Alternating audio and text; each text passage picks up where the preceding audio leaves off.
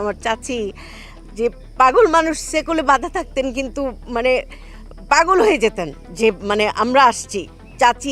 চাচি কি জিনিস, একটা পাগল চাচি থেকেই শেখা যায় যে চাচি কতটা মায়াময় হতে পারে। তোমাদের গল্প 2 দেখে আপনারা ভীষণভাবে চমকে যাবেন। যেটা বলবো যে এবারকার গল্প কিন্তু একদম অন্যরকম। এই নাটকের আরেকটি চরিত্র ইন্তেখাব দিনারের যে চরিত্র এখানে, ও মাই গড, আমার মনে হচ্ছিল যে একবার মনে হচ্ছিল উনি মনে হয় হিরো।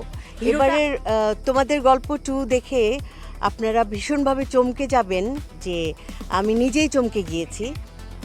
আমাদের বাংলাদেশের অনেক গুণী একজন অভিনেত্রী, চমৎকার অভিনেত্রী, আমরা সবাই জানি সাবিরা আপু এত চমৎকার অভিনয় করেছেন এবং ওনার চরিত্রটি এত সুন্দর এখানে যে নতুন করে বাংলাদেশের দর্শক আবার নতুন করে সাবিরা আপাকে অন্যরকমভাবে ভালোবাসবে, আমার এটা ব্যক্তিগতভাবে আমার মনে হয়। আর আমি বরাবরই ফ্যান এই নাটকের আরেকটি চরিত্র ইন্তেখাব দিনারের যে চরিত্র এখানে, ও মাই গড, আমার মনে হচ্ছিল যে একবার মনে হচ্ছিল উনি মনে হয় হিরোটা আমার দৃষ্টিতে আসলে হিরো।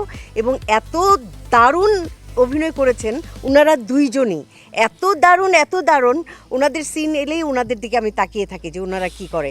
এবং আমার কান্নার কথা না, কিন্তু আমার দিনার ভাইয়ের দিকে তাকিয়ে, দীপা খন্দকারের দিকে তাকিয়ে আমার কান্না চলে আসে। আর উপদিত আছেই, আর কি বলবো, আমাদের শ্রদ্ধেয় দিলারা জামান আন্টি, এই যে এত বছর বয়সেও এত এফোর্ট দিয়ে কোনো লাইন ছাড়া যেভাবে সুন্দর করে বলেন যে মানে তাকিয়ে থাকতে ইচ্ছা করে সবাই।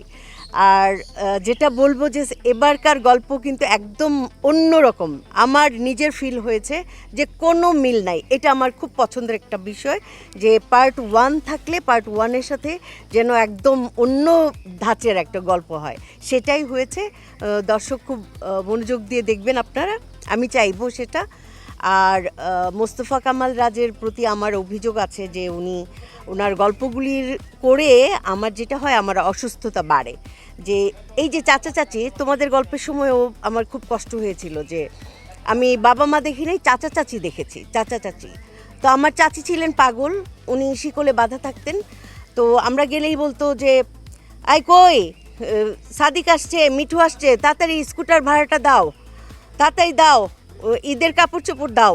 সে চাচি মারা গেছেন। তো যতবারই আমি তোমাদের গল্প করি আমার চাচির কথা অনেক ফিল হয়। মানে আমার চাচি যে পাগল মানুষ সে কোলে বাঁধা থাকতেন, কিন্তু মানে পাগল হয়ে যেতেন যে মানে আমরা আসছি।